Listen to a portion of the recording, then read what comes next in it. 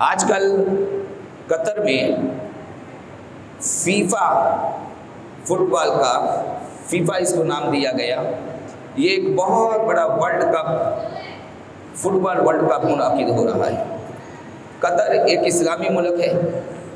اور بہت چھوٹا سا اسلامی ملک ہے۔ قطر جو ہے مالداری کے اعتبار سے بہت اسٹرانگ مضبوط ملک ہے۔ اس ملک نے جب اپنے وطن میں فیفا کے نام سے فٹ بال 2023 ورلڈ کپ کروانے کا عزم کیا تو اس کو پائے تکمیل تک پہنچانے کے لیے، یہ دن دیکھنے کے لیے 12 سال شب و روز ان لوگوں نے محنت کی۔ اب میری باتوں کو اب سننا توجہ کے ساتھ۔ 12 سال دن رات انہوں نے محنت کی، بہت بڑی رقم ان لوگوں نے اس میدان کو سجانے کے لیے صرف کی۔ یعنی دنیا کا مہنگا ترین جو ہے ٹورنامنٹ یہ قطر کے ملک میں ہو رہا ہے، دوحہ میں اس کا شہر ہے، اور اس میں اخراجات جو بتائے گئے 220 ارب ڈالر اس پر صرف کیا گیا۔ 220 ارب ڈالر اس ٹورنامنٹ کو سجانے کے لیے، بنانے کے لیے لگایا گیا۔ اب اس کے اندر چند باتیں تھیں۔ جب انہوں نے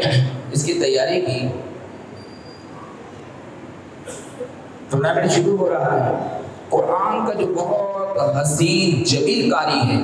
اس قاری کو بلایا گیا کہ دنیا کا سب سے بڑا ٹورنامنٹ ہے، اس کا آغاز تلاوت کلام رحمان سے ہوگا۔ ایک بہت اچھی خوش الہام قاری نے قرآن کی تلاوت کی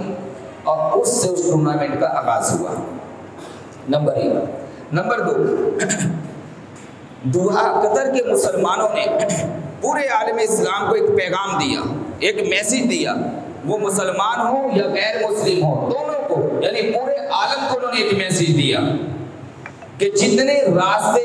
اس اسٹیڈیم کی طرف آ رہے تھے ان راستوں میں انہوں نے قرآنی آیات، احادیث نبویہ صلی اللہ علیہ وآلہ وسلم خوبصورت انداز میں لکھ کر ترجمے کے ساتھ مختلف زبانوں میں انہوں نے رولوں کے اوپر ہر طرف جو اسے سجا دیا گیا اور لگا دیا گیا، تاکہ اس اسٹیڈیم میں جو آئے وہ جب پہنچے تو راستے میں کہیں قرآن پڑھتا ہوا آئے، کہیں احادیث طیبہ پڑھتا ہوا آئے، یعنی ان راستوں کے اوپر قدم قدم پر اس کو دینی اسلامی تعلیمات حاصل ہوں۔ نمبر 3، انہوں نے اس بات کی پابندی لگائی کہ جو انگریز کا لباس ہے، یعنی جس میں مرد ہے یا عورت ہے، وہ ایک برہنہ حالت میں اسٹیڈیم کا، گراؤنڈ کا وہ حصہ بنتی ہیں، تو ان تمام کے اوپر پابندی لگائی کہ انگلش لباس، انگریزی لباس کے جس سے حالت بدن کی برہنہ ہو جائے، وہ لباس پہن کر آنے کی تماشائیوں میں سے کسی کو بھی اجازت نہیں ہے۔ جو بھی آئیں گے وہ ایک اچھے مہذب لباس میں اس اسٹیڈیم تک پہنچیں گے۔ چوتھی بات، انہوں نے کیا کیا کہ اس اسٹیڈیم میں دوران کھیل نماز کا وقت آیا تو انہوں نے اپنے کھیل کو روک دیا، اذان ہوئی، صفیں بنائی اور اللہ کے حضور وہ سربت سجود ہوئے، سبحان ربی العظیم، سبحان ربی الاعلی۔ نمبر 5، انہوں نے کیا کیا کہ دوحہ اسٹیڈیم کے اطراف میں، کہ جس اسٹیڈیم کو 12 سال میں 220 ارب ڈالر سے تیار کیا گیا،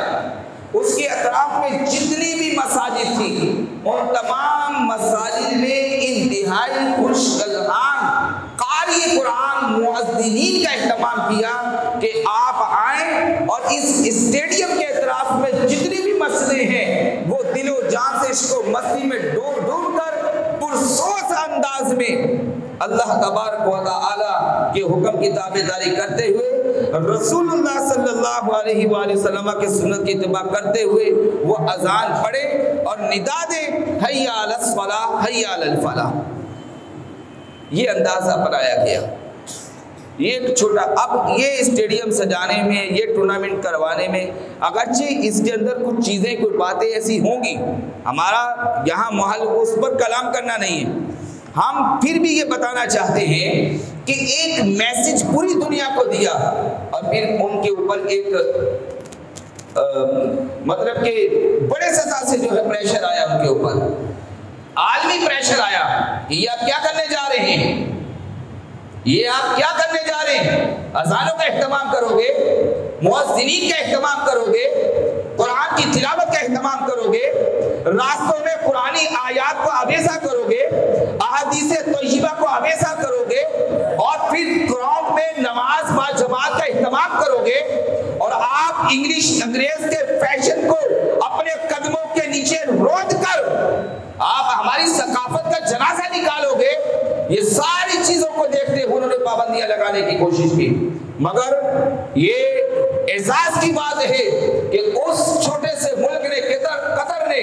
اس کی گورنمنٹ نے پورے عالم کو یہ جواب دیا کہ اگر تمہاری کوئی تہذیب ہے، تمہاری کوئی ثقافت ہے تو وہ تمہاری ہے، مگر سن لو کہ اسلام بھی اپنی ثقافت رکھتا ہے،